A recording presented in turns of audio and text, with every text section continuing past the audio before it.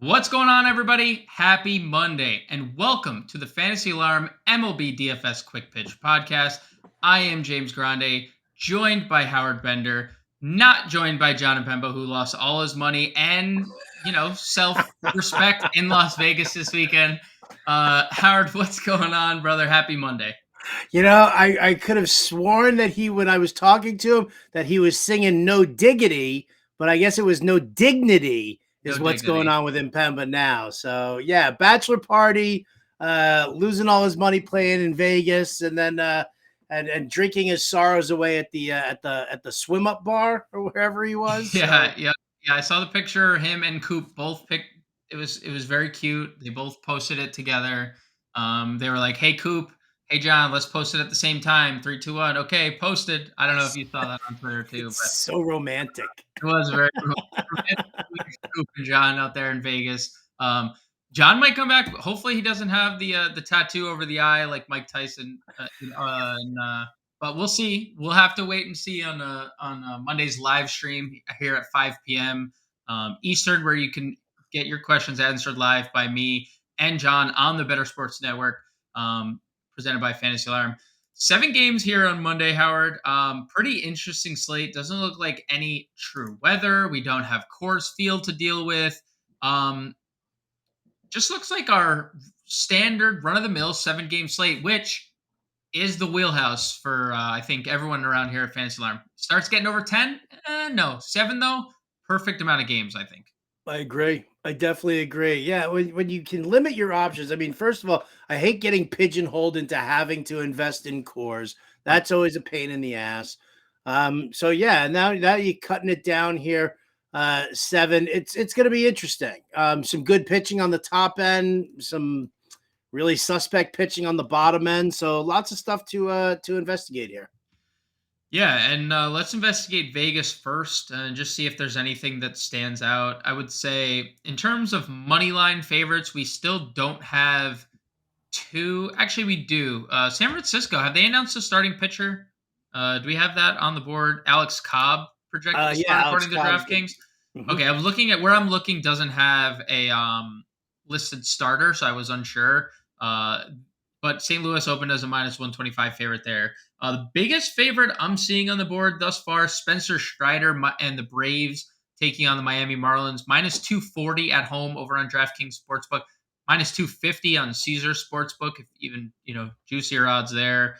-210 for the Angels taking on the Oakland Athletics.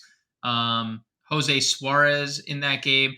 I swear, Jose Suarez has been a big favorite like every time he's pitched this year, and he has not been good, except for the Yankee start, of course, when we stacked against him. But nevertheless, Chris Bassett and the Toronto Blue Jays -170 at home, taking on Lance Lynn and the Chicago White Sox. And that's really it in terms of notable Vegas favorites. And before I even look at over unders, I almost can say with certainty that there's not going to be anything that stands out. There's Okay. one. There's one game. There's one game I that s- has double digits, and that's Arizona against Kansas City, which I find incredibly funny considering just how bad Kansas City is. right. I was actually shocked. Like I knew they were bad, but I didn't realize they were Oakland bad until I looked yesterday, and I was like, oh, both of these teams are 4-16. Like that is, if you were to ask me like blindly, like, oh yeah, the Royals are double the Oakland's wins. No, not the case. Um, yeah, that's interesting. And that's interesting that we get a 10. This might be the first 10-run total outside of Great American, outside of Wind and Wrigley, or outside of Coors Field. I haven't remembered many 10-run over unders thus far yet this season. Howard, am I like off? This is high for a game outside of those three I think, environments. yeah. I mean, I think it is as well. I mean, I know Arizona, kind of plays to. I don't even know what they call the field in Arizona anymore. Is it still Chase Field? I think it is, but like also fields are changing. Yeah, it looks like it's Chase Field Okay. still. So I mean that definitely plays, favorable to hitters. The problem that I have, obviously is that Arizona's offense isn't really, something, to scream about, and neither is Right. Kansas City. So, even though Kansas City, I mean, they're facing what's his name? Tommy Henry, Tommy Henry. who's I mean, just called up, but he's a lefty, and Kansas City, believe it or not, Kansas City actually hits lefties better than they hit righties. Not by a lot, but they still do.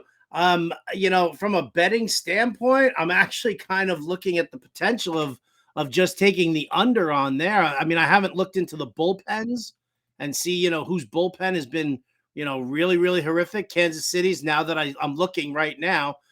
Kansas City's bullpen second worst in the majors right now with a 6.69 ERA. Arizona with a 4.92 ERA. That's actually the seventh highest of everybody. So maybe that's kind of what they're looking at. They expect Brad Keller and Tommy Henry to give up a couple of runs, but even just getting into the bullpens, I guess they're expecting some big things. I don't necessarily know if I would bet the over in that game, but Right. it's definitely something to take a look at, because I don't think, even with the high run expectancy, I don't really think that there's going to be anybody who's going to be so outrageously priced that we Right. don't want to maybe get like a little piece of something. Agreed. And Brett, for what it's worth, Brad Keller's been pretty good. Outside of his last start, he's been pretty good to start the year too.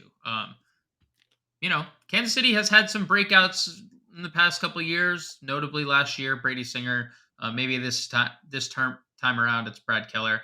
9.5 in Oakland, LA is a juicy total as well. Ken Waldachuk was good last time out, ex Yankee farmhand, but has given up a lot of home runs thus far early on in the season. So Yeah, but Angels run production, I mean, have you looked at them over the last several games? I mean, the Angels really have not been yep, producing. They scored four today, four on Sunday against the Royals, and eight the day before that in a losing effort.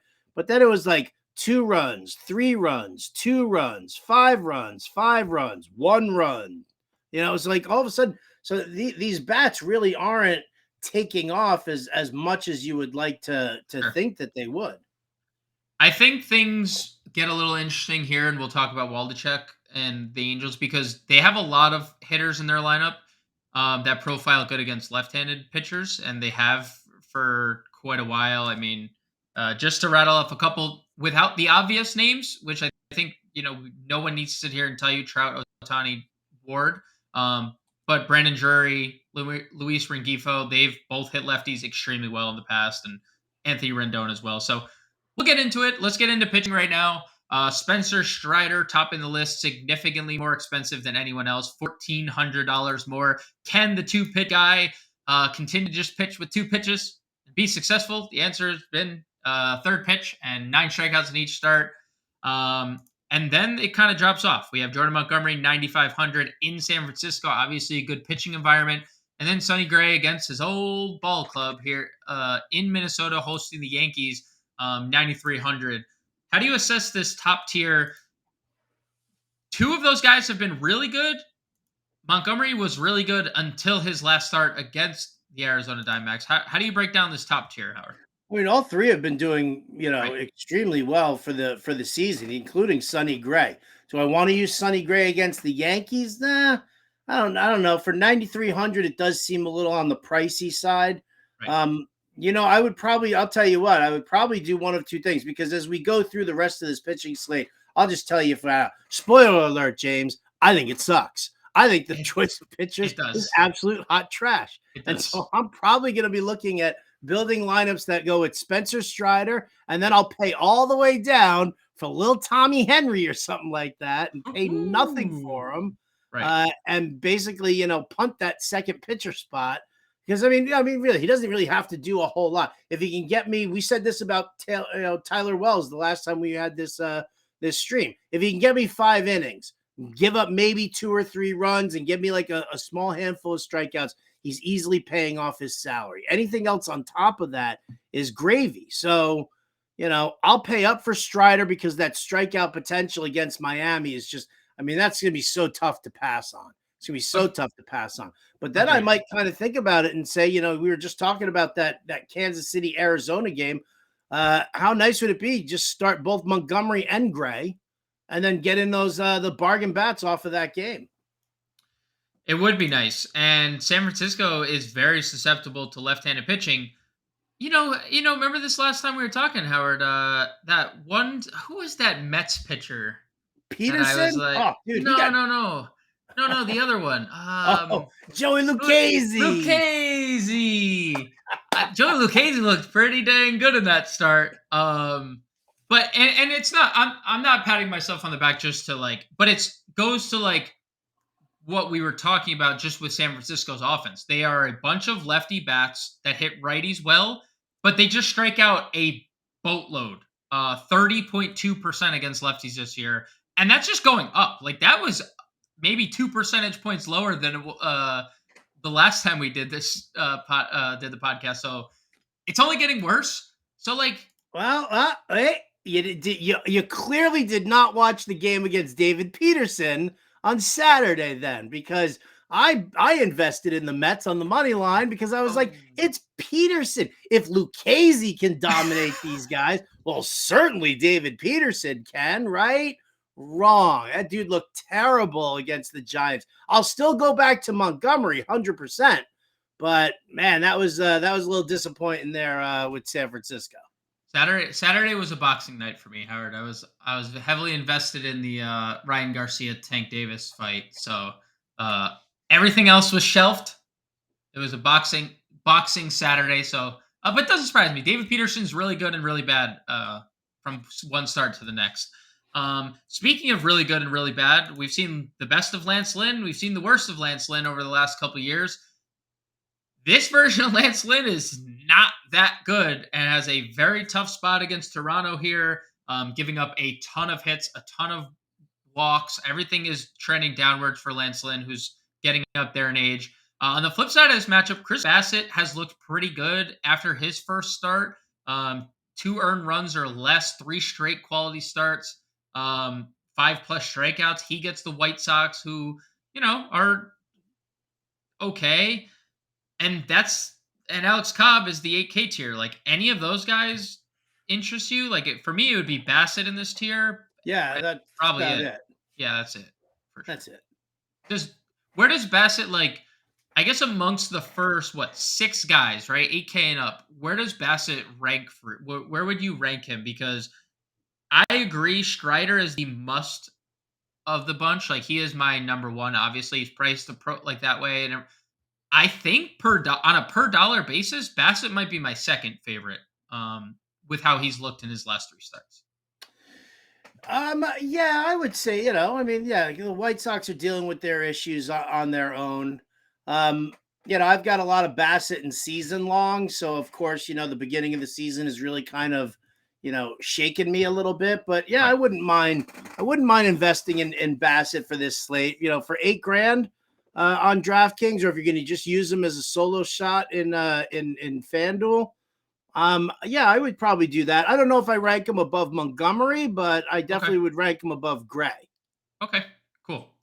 I think that's a fair like whoever you want to put second and third. That's probably like depending on you say $1,500 to Bassett. He has the advantage. The strikeout upside probably favors Montgomery against San Francisco. So I love both spots. What about below 8K? I mean, you mentioned the Tommy Henry play. He didn't look great in 9 major league starts last year. Hasn't looked great in AAA, but you also have to factor in he plays in the PCL, right? Right. That's tough to like quantify at times when everyone's hitting 400 and then they come up to the majors like, oh, why isn't he hitting 400 anymore? And everyone has a 6 ERA. And they come in, it's like shut down, shut down, shut down. Like, oh, why doesn't he stink anymore? Like, it's like pitching in cores Right. and then leaving cores. But what about below 8K? Like anything pique your interest at all? To be brutally honest, no. I mean, again, the only names down there, because listen, Edward Cabrera needs more work, and I'm not going to put him Yep. out there against that Atlanta lineup. No. No. Keller is hit or miss, and we're expecting a high game total there. So, do I really want to try and invest in that? Probably not. Rhea, no. Brito, no. Oh, Boyd against Milwaukee, that could be somewhat interesting. I haven't looked at Milwaukee's numbers against lefties though, so I mean, it's like middle of the road. There's nothing There's nothing. Oh no, they're They're pretty bad bad. against. They're No, bad. Look at that, they're 32% bad. strikeout rate too. That was a great like they're middle. No, they're at no. Wait, Like no, all of they're a sudden in horrible. real time. They're horrible. They're horrible. Yeah, Well, no, so there they. you go. Do you try it out? Do you try going with Boyd against Milwaukee? I mean, he's a tough sell too, but He I has a guess tough. at you know what, at 6,600, he's probably got better strikeout upside than both Suarez or Henry. Yeah. What I like about Boyd kind of is the pitch count is obviously on the rise, right? Like he's coming back from. Yeah, I mean he only made 10 starts last year. Pitch count on the rise.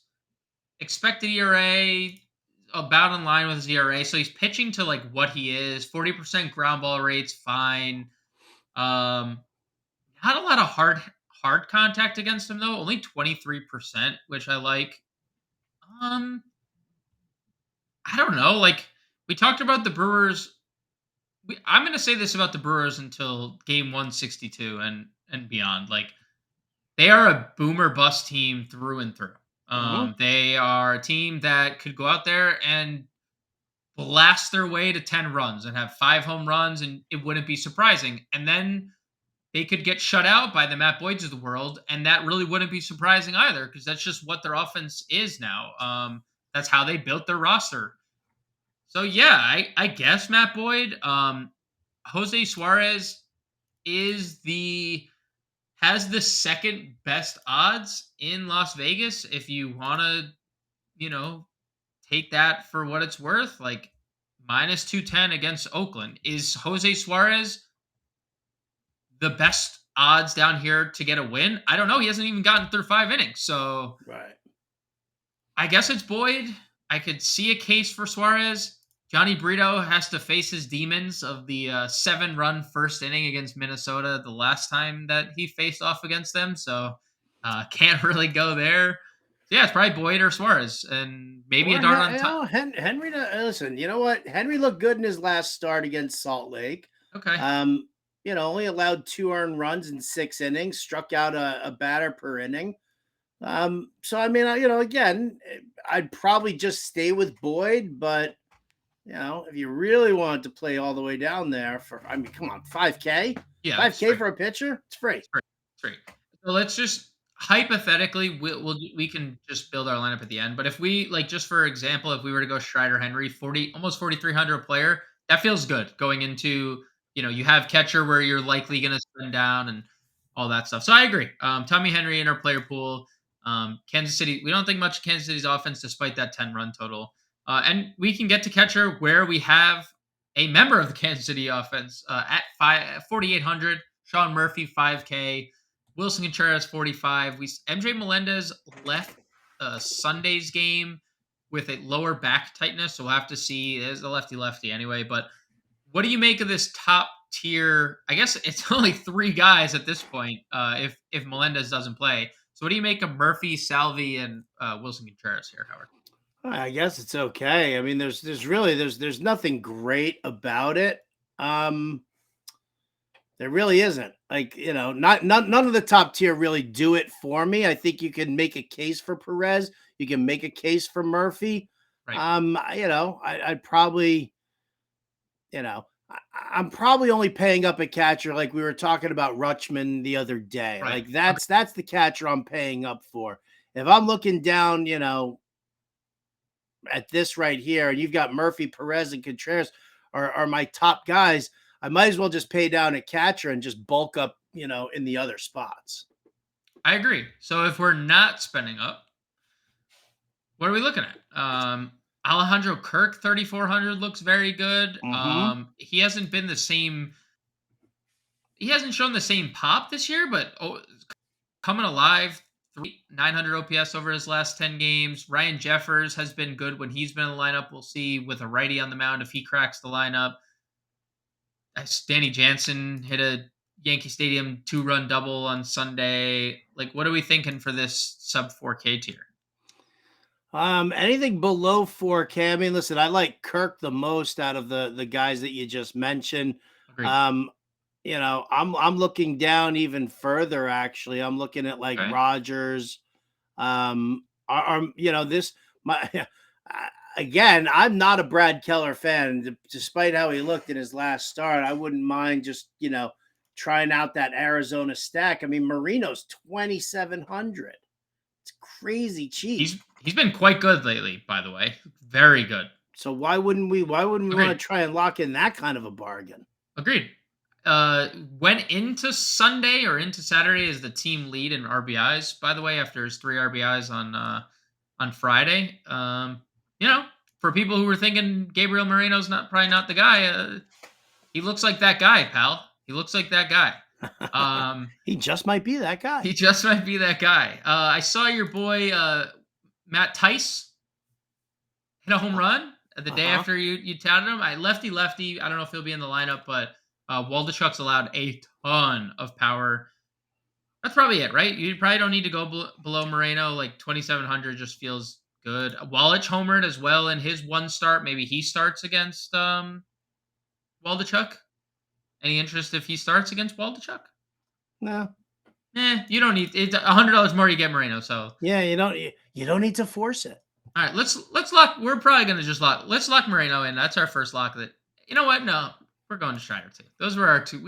I think we both settled on Strider and Moreno, right? Like, Right, we'll figure out who we want to pitch second for us. yeah, But well, yeah, let's go Strider. Let's go Marino. Let's hit first base. let's hit first base indeed, where Shohei Otani somehow, some way, still registers on the DraftKings uh, platform as a first baseman, which does make it better when you stack the Angels because you don't have to use all your outfielder spots if you don't want to.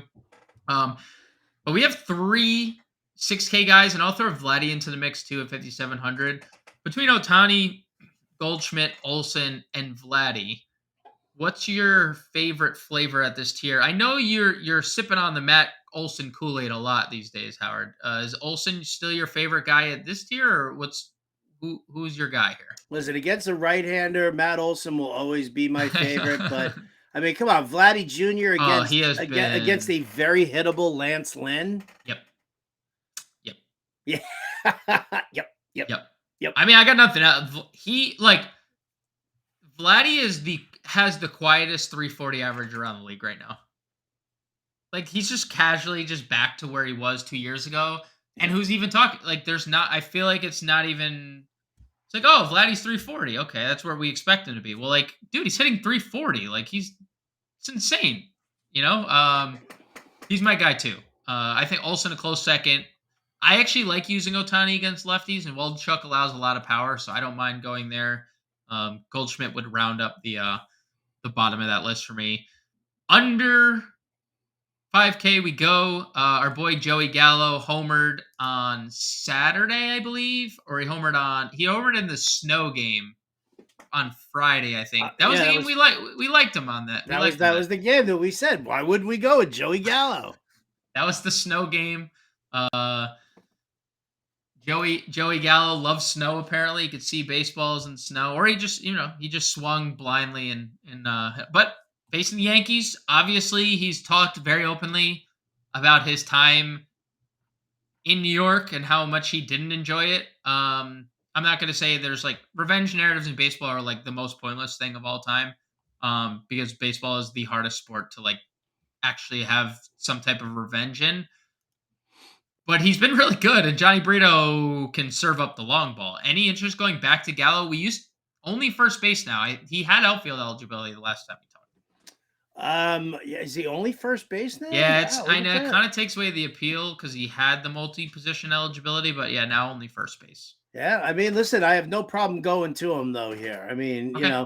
save excuse me, save $1,400 off of Vlad if we want. I mean, you just like I'll use Vlad if I'm playing in the cash games, but I'll use Gallo in the GPP tournaments only because he's just got that home run upside. He's an all or nothing guy. You know he's got that dog in him. Oh, I thought that's where you were going with that one. That would have been perfect. He's got that dog in him. You know who has that dog in him? He hasn't showed it yet this year, but we mentioned it earlier. Brandon Jury against lefties has that dog in him, Howard.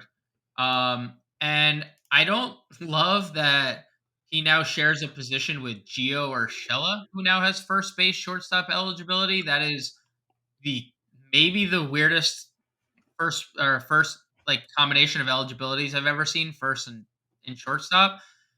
But I love Drury against lefties, and like I know he's been bad, but when you look at the numbers last year against lefties, okay, I'm pulling him up right now. 626 slug, 327 ISO, 403 WOBA against left-handed pitching. Waldichuk has allowed big flies and after big fly to righties this year. Like I'm not. We're gonna do a home run call at the end of this podcast. I'm not. I might be, giving my hand away right now, and I might be going to Brandon Drury. Am I crazy for liking him at 36, considering how bad he's been, or are you in on Drury as well? I'm actually you might be a man alone on an island here, my friend. Only Okay. because I've just never been a big Brandon Drury fan. And Okay. let's face facts, the dude's been around for a while. He Last has year, he been. came from completely out of nowhere It's to fair. all of a sudden have this great year. But if he was that strong of a player, if he was that consistent of a player, then you would have thought that when the Angels signed him, that they wouldn't then start backing him up with signings like Ursula or Right. other moves that they were making in the offseason, which clearly they showed they had no confidence in, in Drury being a full time player for them. So I'm not a Drury guy. You can have he can be your Joey Lucchese this for today. How about that? I mean, Joey Lucchese did pretty damn good, so I hope he is. I hope he is. I hope this is my Joey Lucchese. Players you love that I crap on, as long as they pan out, it's all good. Right, I agreed. As long as they pan out, that is all that matters. And I'm not disputing anything you're saying because you are 100% correct. He also had that year 75% of the time playing in Great American Ballpark before he was traded, right? So like that's also a factor. He was still good against lefties in San Diego, but it was worth mentioning those numbers were pretty astronomical. So I don't dislike him there. Anything for you, Howard? 3,100 Pavin Smith. We have Vinny Pasquantino down here. Wilmer Flores. Like what? Anything down here interests you? No, not in that range. You can keep scrolling all the way down. Okay. Today and only today will probably be the only time that you'll ever hear me say, "Hey, Brandon Belt, only 2,200." Ooh. I might Okay. be in on that, right? The lefty righty matchup against Lance Lynn. Belt's got 3 hits in his last 4 games. He hit the home run. I think it was Friday's game. Yeah. That he jacked one and had like 4 RBI in that one. Yep. So all of a sudden, maybe if Brandon Belt's waking up even just a little bit, for 2,200, I mean, come on, I would do unspeakable things in this world just for $2,200. Yeah, and Brandon Belt. Anyways, Yeah. Oh, you had to think about that one for a second, huh? Brandon, Brandon Belt has been snake bit by a bad ballpark his whole career, and now he gets to a good ball hitting environment, and he's been terrible. It's hilarious, right? Because he's been good in the bad environment, and he's been terrible in the good environment. But maybe things are going to start clicking. Toronto moved the walls in there in their ballpark. Lance Lynn, perfect marriage for a better hitting environment, and you know, I need to break out of a slump. Let me do it for Brandon Belt. So I agree. 2,200. Brandon Belt looks good. I don't hate. I'm gonna. I don't hate Jesus Aguilar. You don't have to whisper it, man. Come on, Okay, be he proud of it. he hit. I had a little interest in Oakland the other night when they lost 47-3 to Texas, and Aguilar actually hit third and hit a home run. I don't know. Like, I don't dislike the top of that Oakland lineup. It's kind of intriguing. Astoria Ruiz is a lot of fun. Who's the second baseman they just called up? Um, Jordan Diaz. He's been good since being called up, and Brent Rooker has been like a surprise. I think to every single human being with all the power that he's flashed. So Aguilar, I don't dislike more so because of the matchup. Jose Suarez stinks. He stinks. Although he's 210 on the money line, he's not good. So Aguilar should be in the middle of that lineup. That's we're getting dirty. Yours is Belt, mine is Aguilar. On to second, where we can clean up a little bit. Thairo Estrada, 5,500 multi-position eligibility. He's been very good for the Giants this year. Ozzy Albies, historically better from the right side, will hit lefty here, but the power has been there for Albies. Gleyber Torres has been meh lately. Nolan Gorman has been awesome. Luis Arias has been awesome. Ketel Marte's here in a good game environment. How do you assess this 4K and up tier? Um, I mean, if I'm not using Montgomery, then I'll probably be able to look at Estrada. 5,500 for Estrada, though, it does seem a little bit high. I mean, I It know is he's been for having sure. a good season. I agree with you. I like to hit Albies when he's going up against the lefty. I don't necessarily know if I want to use Gleiber against Sonny Gray. Yeah, no. The Nolan Gorman call is to me, I think that's a fantastic call. I'm a big fan of Nolan Gorman. It's just straight power. Yep. I like that a lot, and because I'm not going to use Arias against Strider, No. that No. would just be silly. No. I like Ketel Marte, Yeah, but I think Gorman for 300 more makes more sense. He's been awesome.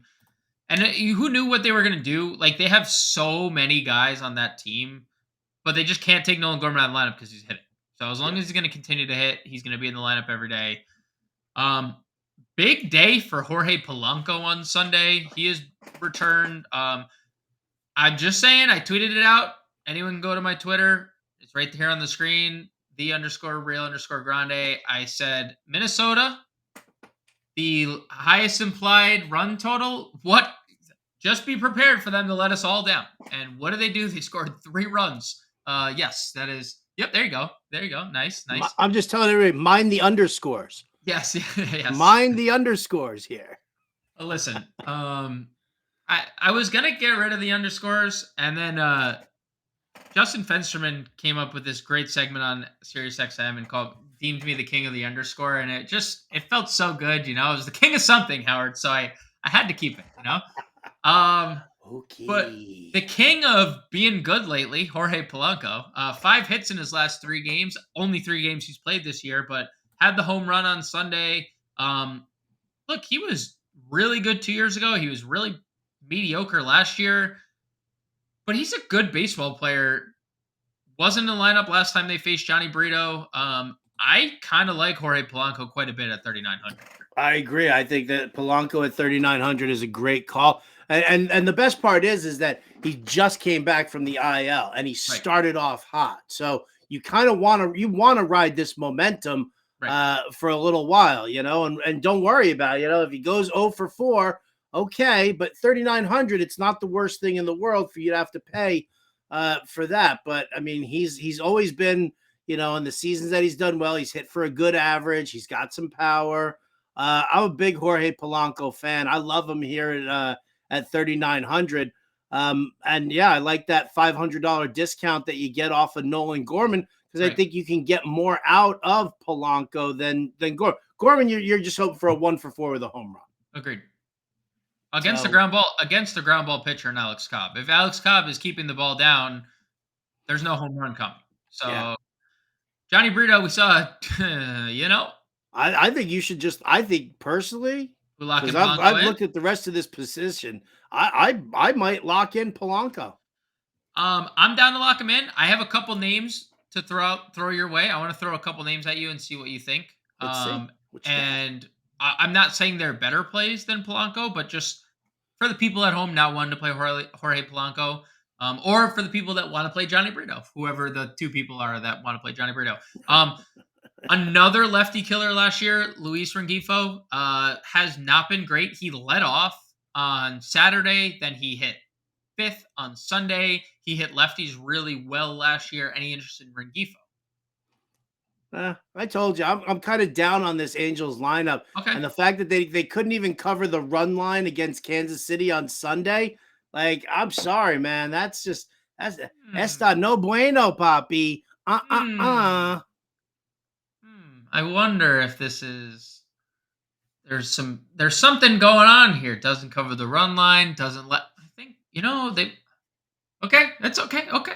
I'm Second name I'll I talk. am a what have you done for me lately type Agreed. guy. I'm Agreed. sorry. No, I'm I agree. sorry.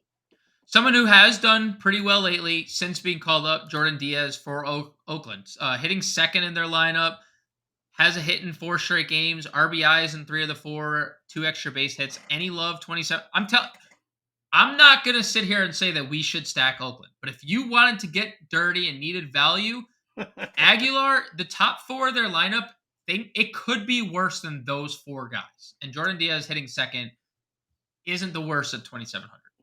Well, I'll tell you what, because if you want to speak about it in relation to lineup construction, Right. if you wanted to build a lineup and you wanted to use, let's say, Strider and Bassett or Strider and Montgomery, Montgomery. Yep. then you're going to have to find ways to pay down. Now, we've identified Moreno as super cheap. We both like Vlad, but I'm like, ooh, hey, 2,200 for Brandon Belt, which says, you know what, I can pay up for Polanco. But if Right. I wanted to go Vladdy Jr. as my first baseman, then screw it, man. Pay all the way down to Diaz and save yourself a few bucks. And because I mean, listen, if there's a position but you're going to be able to punt it, second Right. base is definitely a position that's a very puntable position. Right. So if you wanted to go down there, you just have to say, all right, well, you're going to commit then to paying up for Vladdy at first base. Right. And we know as we move on to third base, perfect transition. Third base is always a position that has a lot of top talent. Maybe not today. I mean, no, Nolan Arenado's here, Austin Riley, Matt Chapman, slightly below them, Josh Rojas, Anthony Rendon, DJ LeMahieu. Any of those names stand out? I love Austin Riley against both splits. He hits righties, he hits lefties, but 5,800 is. I would rather spend 5,700 for Vladdy if we could only pick between the two. I don't hate the idea of going Matt Chapman to start a Blue Jays stack because I think there's an outfielder that we're both going to like on the Blue Jays as well, who hit a home run against the Yankees on Sunday. Sad. But Chapman 52, like anything above 4K that stands out. Are And you wait, what part of Toronto are you stack? Are you stacking Springer, Vladdy? Varsho. Oh, Varsho. I'm a Dalton Varsho guy. I You're love a Dalton big Varsho. Varsho guy, huh? Yeah, Okay. I like Varsho. Right on. Um, I mean, the way, so Varsho and Lance Lynn is at least he's been historically a big cutter guy. Varsho hit a second deck home run off Clark Schmidt's cutter today that sat middle. It just profiles so good for Varsho, just his swing and like the path of his swing. So that's why I was gonna say to like if we were to do Chapman, you can't in the lineup construction that we had. Like if we did go Montgomery, we couldn't get to Springer unless we probably drop down to Bassett. I would say because Right. we don't have the money. So Varsho just without looking has been hovering around 4K all year and just profiles good. So like back to third though, like that was all with the idea of using Matt Chapman, and which I'm not totally for, not against. I was more so asking you is like who's your top 4K or above third baseman? Um. mm, For me, it's Chapman because I like the Blue Jays a lot. So then let's do it, dude. Like that's the thing. Like I could sit here and tell you why I want to go with Austin Riley or why I want to go with Nolan Arenado. But if you feel that strength in that play for Chapman and you want to do it, I mean, shit, man, let's do it. Let's stack those suckers up and get yourself a little. Here we go. I'm gonna move on it right now.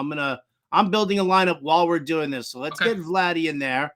I'm gonna lock Chapman in as well, and I'm gonna put Varsho in there as the 2, 3, 4 hitters. Yep, 2, 3, 4. Yep. Okay, And leave he's it 4K there. again. He's 4K. Varsho's 4K he's every slate. And then for second base, I want to pay down for Jordan Diaz. Jordan Diaz. Oh, it's not leaving us a ton of money here left. I know. Still.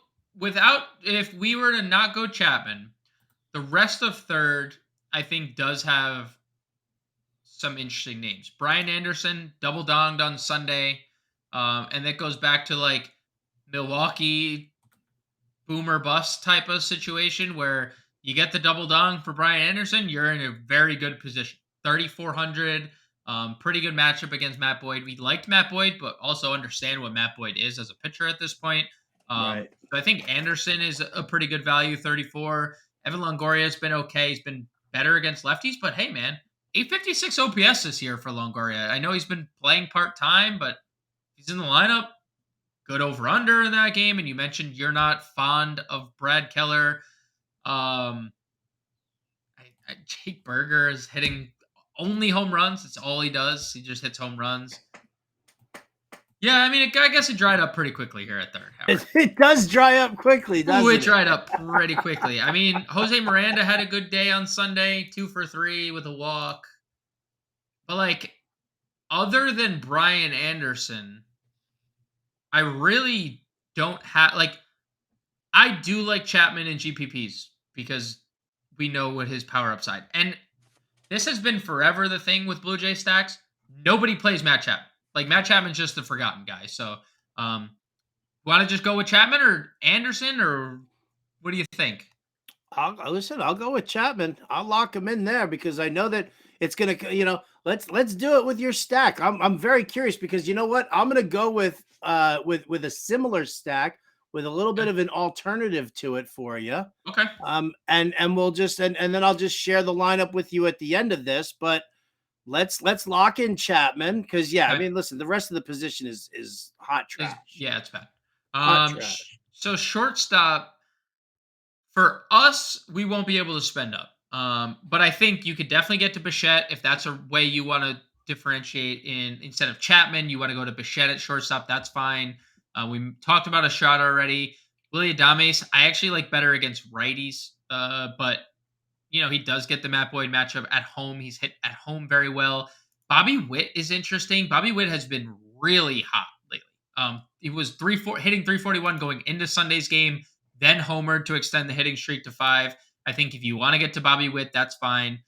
But I think we're going to want to live in this sub 4K range. Anthony Volpe, 3,800, continues to get on base. I know Sunday was a tough day for him. First time he hasn't been on base in like 12 games.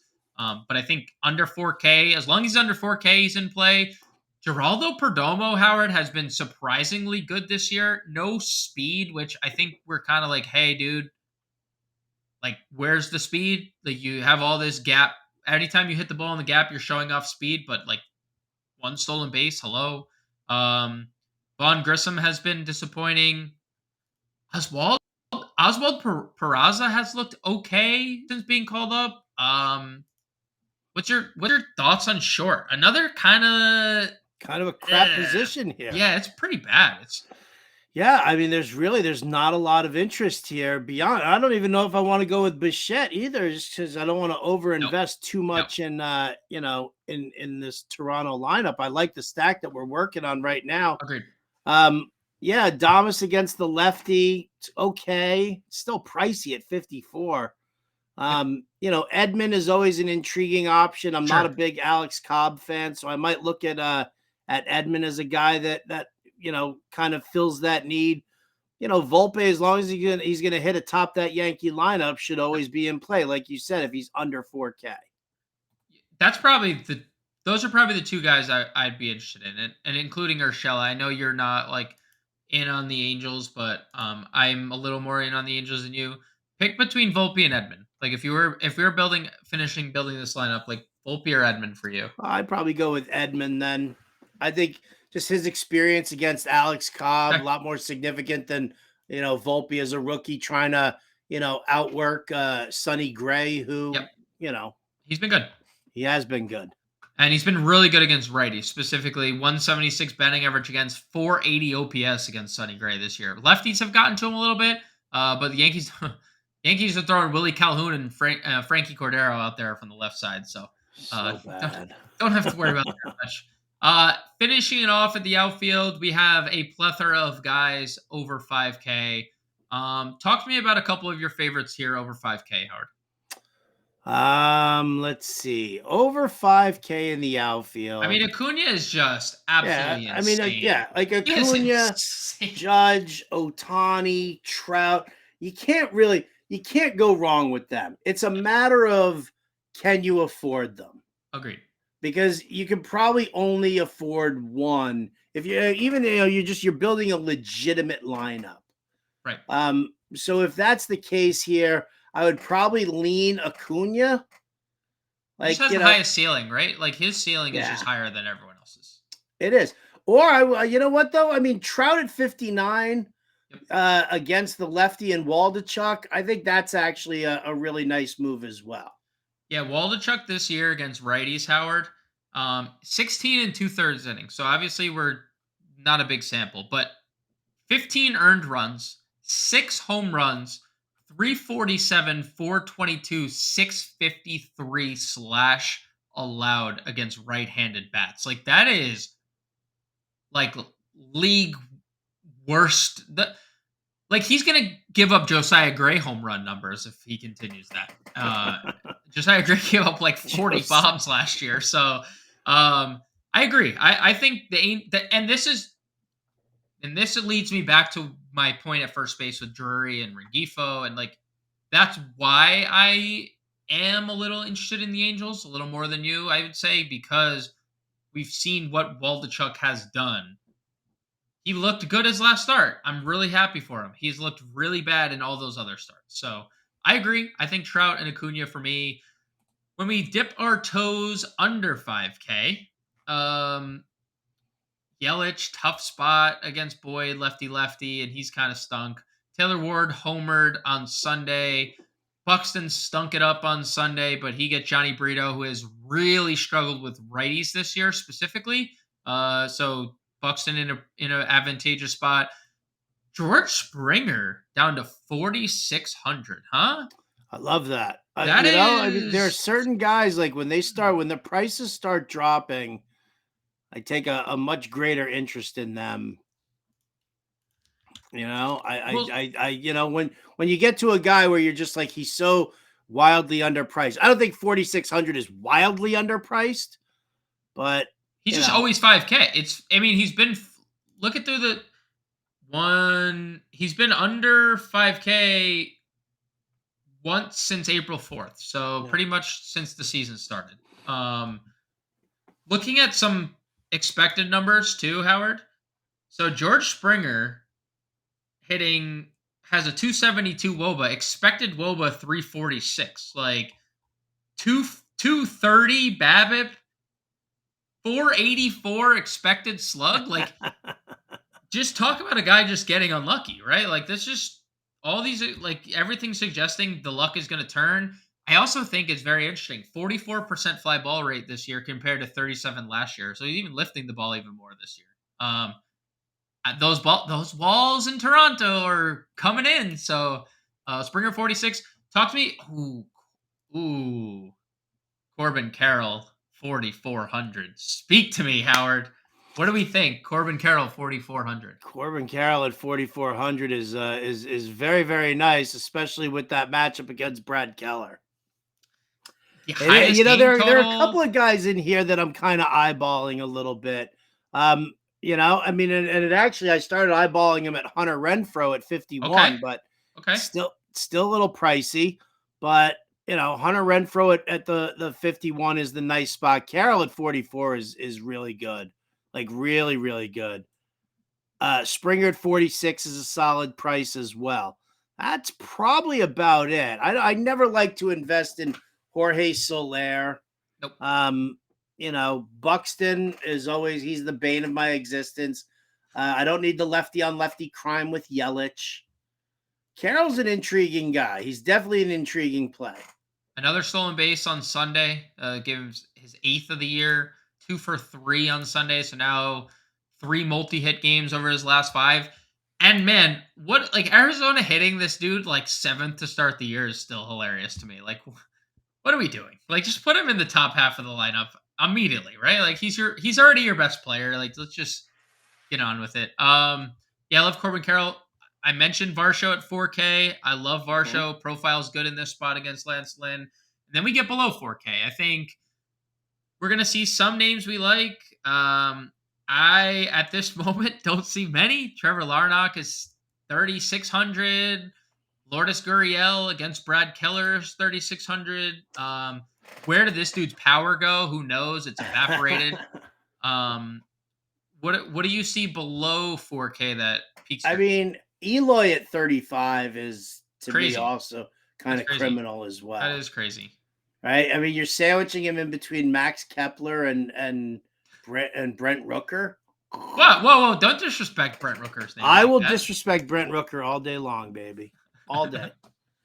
Brent So Rooker. yeah, it's not a great tier of guys. There's nobody out there who's really like jumping off the page. But you know what? I don't mean to depress you, but scroll further down, and there's really not a whole hell of a lot to like here either. I don't want to make you even more sad than you already were I when you mean, were looking. let's put it this way: if you're gonna lock in Varsho, why isn't Varsho in our lineup? Put Varsho in that Oh, sorry, lineup, sorry, sorry, buddy. sorry, sorry, sorry, sorry, sorry. You're right. You're right. You're right. What you could do is you could if you're into Estuary Ruiz, you could stack against Suarez, Oh, and baby. using Ruiz probably leaves you with a boatload of money to get a decent bet in there. We're not gonna have jobs after Monday. We're using Oakland Recommending an stacks. Oakland stack. You're That's gonna you, get caught. dude. That's all you. Excuse me. That's not me. Excuse me. You guys recommended Oakland, right? That was you. That was the. You guys were the podcast. No, Sorry, that's we're gonna have to you revoke your. talk to James Grande. He's the one wearing the Brent Rooker jersey right True, now. true. It is underneath my the shirt that I'm wearing. I am wearing my Brent Rooker shirt. I just didn't want to feel. I didn't want to seem biased on the podcast, so I didn't. I wore it underneath my shirt, but it is Brent Rooker. If you're listening, it is underneath my shirt. I mean, I'm okay. I mean, look, I think Astoria Ruiz gets on base and he is a bottle rocket. We all know how fast the kid is. So fast, right? The one thing we have to worry about is a lefty on the mound. Um, obviously people don't run as much when a lefty's on the mound this year. Everyone's running whenever it doesn't matter who's pitching. Here's my thinking with Astoria Ruiz. Astoria Ruiz can get on, steal a base, score a run. That's 10 fantasy points off the bat, right? You have 10 fantasy points from a guy who's 2,900. We're already using the second hitter. Maybe Jordan Diaz is the guy who drives him in. There you get 5 more fantasy points. You get 15 fantasy points just from them alone. Or if Diaz were to double, it's 17, right? I don't know. I don't hate it. Okay. Let's before I fully commit to an Oakland stack. Okay, before we go there, there's nothing, is there? There is actually just nothing. I was really trying to find something to like just keep us away, keep our jobs, keep this thing going strong. But there's nothing. There's nothing. There's nothing. There's nothing you can do. But use the story Ruiz. All right, 3,900, Howard. That's. Listen, I'm so I okay win. with it. I'm okay with it if you are. Well, here's the thing. Let me ask you this. Let me pose the question. We have 3,900 for this lineup build, which puts us in a spot that I don't think we love. We could always pivot to your guy, Tommy Henry, and then. Oh no! Now you're just ruining shit, dude. Now you're just. Well, hear me out. We can either do. I don't want to hear you out. Okay. No. Come on. We only have like 5 minutes to go here in the stream, dude. So let me hear you out. I was thinking if we went Henry, then we didn't have to play Oakland. We have $4,900, which puts us in Hunter Renfroe range. It puts us in Corbin Carroll range. If we played Corbin Carroll, we can get Carroll and Renfroe. But it's all dependent. It's basically Renfroe, Carroll, Henry versus Bassett, Story Ruiz, and a $3,900 outfield. I just didn't feel great about that range of outfielders, right? Like if we played who was the 3,900 outfielder that you wanted? If we go Story Ruiz, he's 2,900. Who is the last piece in here? Is it Larnack? For 3,900, is that what you're saying? Yeah, we have 3,900 left for one outfield spot. All right, let me see. Hang on. Let me see. Now I gotta look because I'm doing something. I'm entering I'm just blindly entering contests here, like as if it's no big deal. Let me just go back to assigning that line. Oh nope. Shoot. Damn it. I just screwed that up, man. All right, $3,900 outfielders who I'm looking for. Yep. Let's see. I could go Tyler O'Neill. I hope he hits for some power against Cobb. That's fine. Larnock. Yeah, I mean, as a lefty bat against Brito, that's not terrible. I mean, And then if why not just go for I guess if we're gonna think about using Bassett, are you using Bassett in that lineup? Yeah, I could not get to Montgomery in this lineup. That's the problem. Okay, so then you can't go with Eloy. So this is why you're big on Brian Anderson, dude. You're big on Anderson. What about him? I like Brian Anderson here. We're not using Boyd, and Boyd is obviously hittable. Like, he's not good this year. Let's see what he's been against righties. Matt Boyd against right-handed bats, 740 OPS, not great, but 338 WOBA is pretty good. Yeah, let's go Brian Anderson. Let's round this lineup out with Brian Anderson. All right, line it up with Brian Anderson. I like it. For those listening, not listening on the Better Sports Network, but listening on Spotify, iTunes, and all the other podcast platforms you intake, Spencer Strider, Chris Bassett, Gabriel Moreno, Vladimir Guerrero, Jordan Diaz, Matt Chapman, Tommy Edman, Dalton Varsho, Astoria Ruiz, Brian Anderson, and $500 remaining. Howard, we have like 2 minutes left. What do you think? What do you think about giving me a home run call here? Well, I'm not. Oh, you got a lineup? I got two. I got two. All right, let's hear your lineup because they're all pivots off of yours. Okay. All right, because your main stack, you've got Vladdy, you've got Varsho, and you've got Chapman in there. Yep. 2, 3, 4, right. 2, 3, 4, and then the Oakland 1 and 2, and then that's so like I'm going a little differently here, and I'm going to go with the 3, 4, 5. I'm going to go Chapman, Varsho, Belt as my stack. Okay, so now here's my first lineup, right? Oh, I got to get out of here real quick. First lineup is Strider Montgomery with Moreno, Belt, Diaz, Chapman, Edman, Trout, Varsho, and Ruiz. Ooh. Wait. Here's the other one. Strider Bassett, Moreno, Belt, Polanco, Chapman, Edman, Trout, Varsho, and then I threw a little Jake McCarthy in there. Who knows? Maybe Brad Keller can actually be the one to ignite Jake McCarthy. I am a Jake McCarthy stan, so I hope so. I hope so. Well, you got 10 seconds to wrap this shit up then, buddy. And that'll do it here on the Better Sports Network with Howard Bender and James Grande. Thank you guys for listening. We'll be live at 5 p.m. We'll catch you guys later.